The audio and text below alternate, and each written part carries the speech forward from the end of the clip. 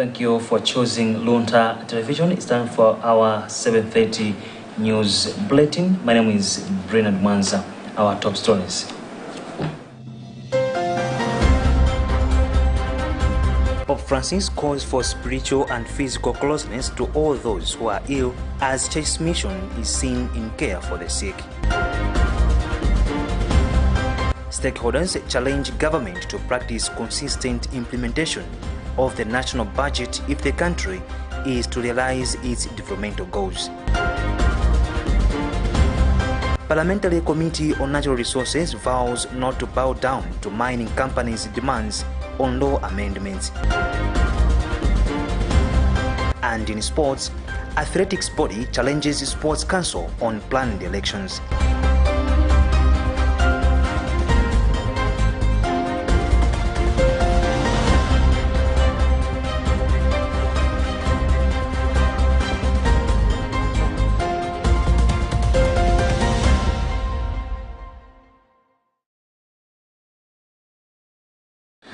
Those were the headlines, and now the news in detail.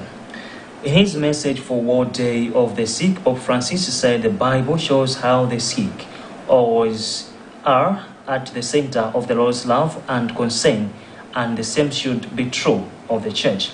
According to the Holy Father, those who profess belief in God should be placing the sick at the center of their attention. He said the way individual Catholics and their parishes care for the sick offers a precise measure of just how much they either are part of or are fighting the throwaway culture that ignores or discards anyone seen as flawed or weak. We have a Vatican News report read by Tandiwe Msumara. The Catholic Church celebrates the World Day of the Sick on February 11th, the feast of Our Lady of Lourdes.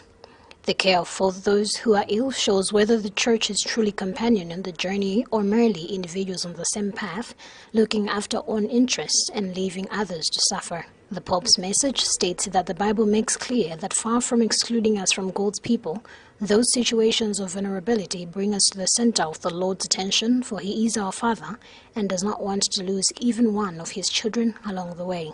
In addition, he said in too many cases, it is not easy to distinguish the assaults on human life and dignity that arise from natural causes from those caused by injustice and violence. In fact, increasing levels of inequality and the prevailing interests of the few now affect every human environment to the extent that it is difficult to consider any experience as having solely natural causes. The problem is not only illness, the Pope said, but also loneliness and the feeling of abandonment, both of which can be overcome more easily than any other injustice because, as the parable tells us, it only takes a moment of our attention, of being moved to compassion within us in order to eliminate it. The Holy Father concluded by saying people need the love and support of others as they age and especially when they are ill.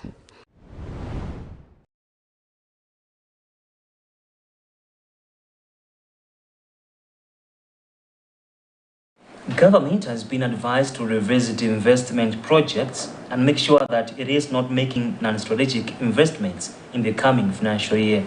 The recommendation has been made earlier today when the Ministry of Finance held its second pre-budget consultation meeting at the Bingu International Convention Center, BICC, in Lilongwe.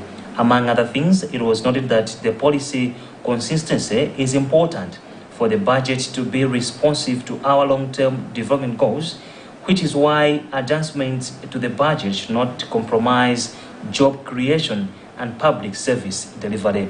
We have more in this report compiled by Tandiwe Msumara. The Ministry of Finance is this week engaging different stakeholders from the private sector, academia and civil society organizations, among others, in preparation for the 2023-2024 national budget in the country's three major cities of Luntha, Lilongwe and Mzuzu. Presenting their recommendation earlier today in Lilongwe, the Economics Association of Malawi, EGAMA, expressed fear that intermittent power supply and low foreign reserves would impact growth of the economy. EGAMA, through its executive director Frank Chikuta, has cautioned against investment in non-strategic areas while suggesting a shift from subsistence to commercial farming. You have a situation where the debt servicing has gone up because of the adjustment of the exchange rate, but also the procurement process of the government was affected because, as I said, most of the goods and services are procured outside Malawi, including fertilizers for the affordable input program. In his recommendation, an economist with the Lilongwe University of Agriculture and Natural Resources, Luana Henry Kamkwamba, suggested that government should consider coming up with a presidential task force on agriculture, saying this would improve the country's economy through agricultural production. As you are aware, our farmers, they're basically, we still use handheld implements. For example, hoes. It's high time we dealt away with that, and we use new technology, modern technology, so that we can produce not only for our domestic market, but also for the international market, so that we can generate a lot of forex. Minister of Finance, Sostin Gwingwe, committed to devising prudent financial management and debt sustainability measures in the 2023-2024 fiscal plan. He said in terms of the preliminary budget processes, government has set out a macroeconomic framework assumptions for the 2023-2024 budget that looks at the macroeconomic targets such as the fiscal and monetary policy measures and the debt sustainability targets to be achieved by the end of the fiscal year. Yes, there's a misalignment in our exchange rate, but those are the things that the RPM in conjunction with the ministry are working on to really be able to see what assumption we should put in the budget. Among other recommendations, the Malawi Health Equity Network, MEHIN, through its executive director George Jobe, has proposed recruitment of all qualified but unemployed healthcare workers in the 2023-2024 fiscal year. Jobe has also told the Ministry of Finance to increase the health budget to 15% and that more should go to primary health care. The first pre-budget consultation meeting was held in Luntha, and the consultations will end in Mzuzu on Friday.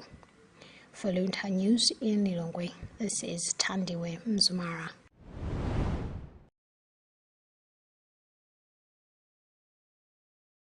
The Parliamentary Committee on Natural Resources and Climate Change has vowed not to be tricked to amend the Mines and Minerals Act as demanded by some mining companies operating in the country. The companies want government to amend the law by, among others, revising downward the royalties on production from 5% to 2%. When he appeared before the committee earlier today, Principal Secretary in the Ministry of Mining, Dr. Joseph Mkandawire, said the discussions on the royalties issue has contributed to delays in the commencement of the mining works. We have more in this report being read by Helbert Katanda. Companies in question include Lotus Resources Limited, which is operating at Kairekera uranium mine site in Kalonga, Nkango Resources and Global Metals, among others. According to the Principal Secretary in the Ministry of Mining, Dr. Joseph Mkandawire, the current rate at which royalties should be paid is uniform with other African countries, including those in the Southern African Development Community, and that no one can dictate on how the law should be changed to be favored. He said the ministry is currently anticipating the conclusion of the discussions on the issue, which will see the recommissioning of mining works at Kairekera, in Karonga, and other mining sites between 2023 and 2024. The law, or any investor should align himself or herself to what is prevailing in a sovereign country. And Malawi is a sovereign country. For instance, if we change the law for one particular company A, what will happen to company B? Then it means we are a stateless country. We need our laws to protect the interests of the Malawians. On his part, Attorney General Thabo Chakaga Nyirenda, who participated in the meeting via Zoom, admitted that the Mining and Minerals Act has some grammatical errors that have changed the interpretation of the Act, hence the need to amend on the same and not on the loyalty aspect. Chairperson for the committee, Werani Chilenga, said Parliament cannot be influenced by a particular company to amend laws that can suit its requirements. It's unfortunate that the Lotus Resources want to dictate on Malawi government what we should do for them to continue rooting from where Paladin left. As a parliament, as members of parliament, we will solidly rally behind the government to make sure that no company comes in this country to dictate to us on how we should manage our mineral resources. Lotus Resources Limited is operating at Kaelekera Uranium, which was being operated by Paladin Africa. Nkango Resources is at Songwe Hills, and Global Metals at Skanyika Niobium Project Mining.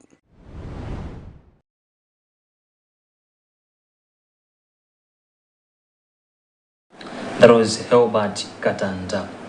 Ujama Pamodzi Africa, an organization that focuses on child protection through programs that prevent sexual and gender-based violence, has sounded the alarm to government and concerned stakeholders to prioritize child health care amidst cholera outbreak.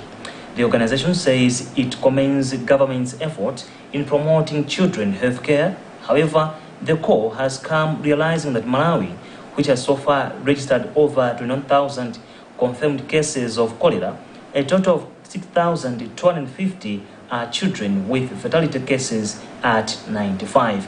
Anafe Piri has a report which is being read by Roderick Kwani. In an interview with Luntha television, communications officer of Ujama Pamodzi Africa, Memory Chisenga, said Malawi cannot advance children's rights without dealing with any health-related issues that affect children's well-being. Hence, as an organization, believes that all children have the right to timely access to appropriate health services in line with Article 24 of the Convention on the Rights of the Child, CRC, which states that children have the right to enjoy the highest attainable standard of health and access to health care services.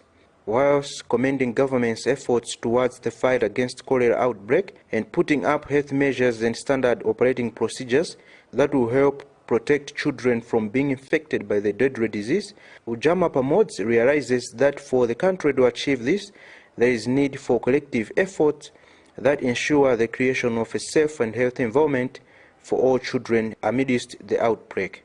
As an organization that also focuses on child rights, we believe that access to proper health care for children is a paramount aspect and very key to the realization of their fundamental human rights. And this is in line with the Article 24 of the Convention on the Rights of the Child, which tells us that children have the right to enjoy the highest attainable standard of health and access to healthcare services. So the cholera outbreak in Malawi has affected children, and as it is, we have more than 6,000 children that have been infected by the deadly disease, and at now the fatality rate is at 95. Further, the organization has reminded the masses that as it remains committed through its mandate and objectives to promote child health care and personal safety amidst the cholera outbreak and ensuring a safe and healthy environment for all children, it is important that people join hands to intensify efforts towards the prevention of the cholera outbreak. On 3rd March 2022, the government, through the Ministry of Health, declared a cholera outbreak, and so far Malawi has registered over 21,000 cases with a fatality rate at 3.35%. The current trends are evident that children have been seriously affected by cholera, and being a bacterial infection that is mostly spread through contaminated food and water, more children are vulnerable and risk being infected by the deadly disease. Cholera has drastic effects on children's lives and well-being. That was Roderick Kwani reading a report compiled by Anafe Piri. Remember that you are watching our 7:30 news bulletin, and you are with me, Bernard Manza. Our top stories once more before we proceed.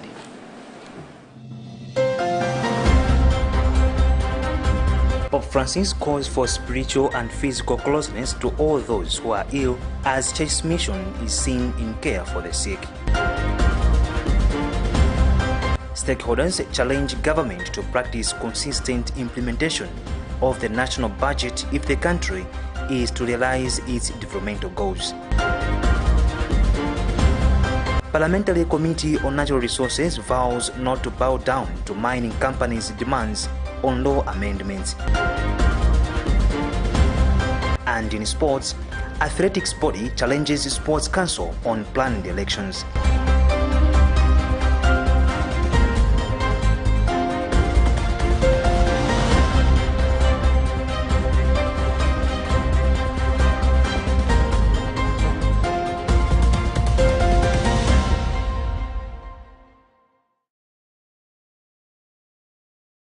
Moving on, clinical officer at Kamuzu Central Hospital, Alinafe Likagwa, is currently in police custody following his arrest yesterday for allegedly stealing electronic items at his workplace. The Lilongwe Police Station Public Relations Officer, Inspector Hastings Chigalu, has confirmed the development, saying in December last year, computer hard drive, monitor, and computer processing unit (CPU) in the outpatient department were reported to have been stolen, a situation which led the departments in charge asking his subordinates, including the suspect, but they all declined.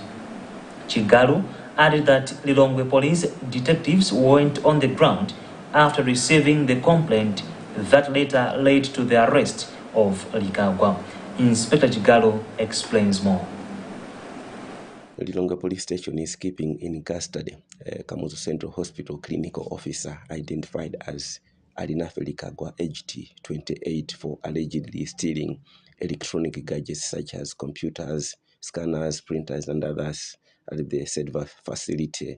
In fact, the KCH has been suffering suspicious missing of these gadgets, mostly in the outpatient department. So when the matter was reported to us as Lilongwe Police, we instituted investigations. Our officers, detectives, went on the ground and they became suspicious with the suspect, who also runs a stationery and a photocopying shop in area 23, after he reported for duties one day with already printed materials bearing the brand of Kamuzu Central Hospital. So despite that, secretary moved the items from his shop in area 23 to somewhere to a certain lady's house just to hide them.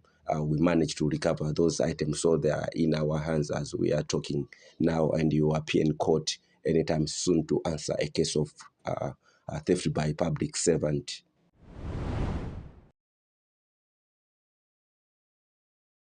In sports news, the Athletics Association of Malawi, AAM, has said nothing will stop them from holding the body's planned elections on 26th of February this year.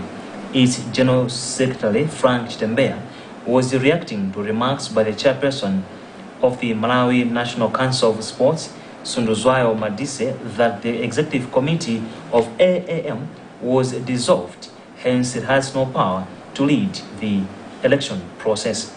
Chitembea has, however, said the council is putting politics into the athletics body and that they don't have any mandate to dissolve the committee, as the powers do not that lies into the athletes.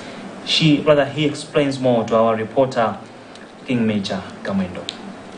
Basically, as the federation, we are going ahead with that election, despite all these hiccups that are coming from the people that do not wish good for this country from Sports Council. The people that have been entrusted with the work by us to say they should lead Sports Council, but they are trying to sabotage in an indirect way the plans of government, that is the intercept cause, who are trying to put or sabotage all the plans that AAM or athletics is coming up with. This started in 2021 and this is now 2023. They're doing the same. Whenever we release the program, they come to sabotage it. They try to block it, which is not good for our country. So in a nutshell, we are going ahead with the plans, the planned elections, and the elections will take place on 20th in Muzozo, that is 20th February 2023.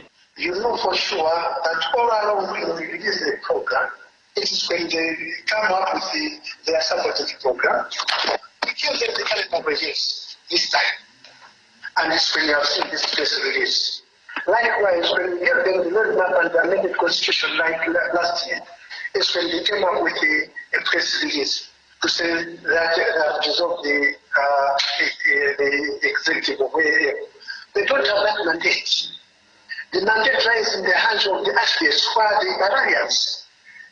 They are just a bridge between government and us.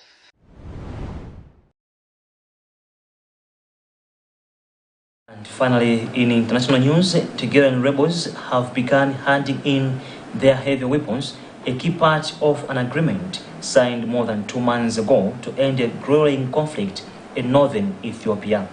The handover in the town of Aggre, about 30 kilometers northeast of the regional capital, Mekelle, was overseen by a monitoring team comprising members of the two sides and regional body, the Intergovernmental Authority on Development, IGAD. The terms of a peace agreement signed on November 2nd include disarming rebel forces, restoring federal authority in Tigray, and reopening access and communications to the region, which has been cut off since mid-2021. Fighting broke out in November 2020 when Prime Minister Abiy Ahmed deployed the army to arrest Tigrayan leaders who had been challenging his authority for months and whom he accused of attacking federal military bases. Well, on that note, we have come to the end of our 7:30 news bulletin here on Luntha Television. But before you go, a recap of our main stories.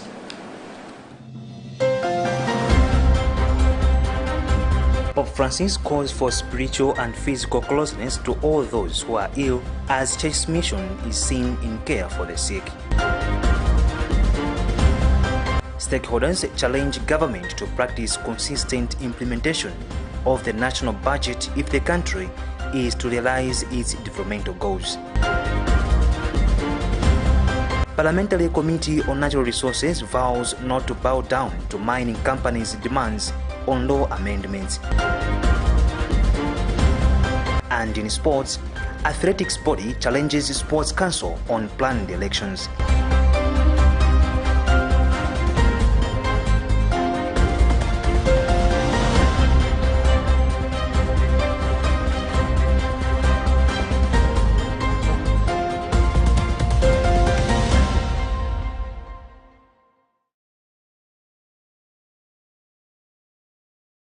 Thanks for watching, and this has been Bernard Manza. Goodbye for now.